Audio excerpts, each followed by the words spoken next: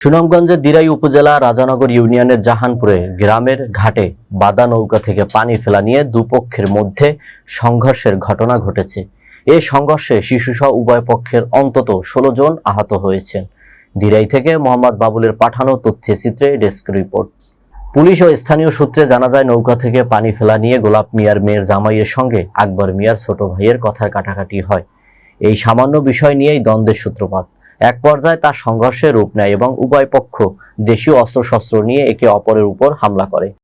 এতে 16 জন টেটার আঘাতে আহত হন। আহতরা হলেন নাসির মিয়া, সাবু মিয়া, সেন্টু, কামাল মিয়া, রাবিয়া, সামিয়া বেগম, হোসনা বেগম, হাশেম, আলী আকবর, মিজান, কর্মুজ মিয়া, সরলা বেগম, শাহবাজ এরশাদ, রুবেল এবং আশিক মিয়া। খবর পেয়ে দিরাই থানা পুলিশ দ্রুত ঘটনাস্থলে গিয়ে পরিস্থিতি নিয়ন্ত্রণে আনেন। দিরাই থানার ভারপ্রাপ্ত কর্মকর্তা মোহাম্মদ আব্দুর রাজ্জাক বলেন, সংঘর্ষের খবর পেয়ে পুলিশ ঘটনাস্থলে যায়। বর্তমানে ঘটনাস্থলে পুলিশ মোতায়েন রয়েছে এবং গ্রামের পরিবেশ স্বাভাবিক আছে।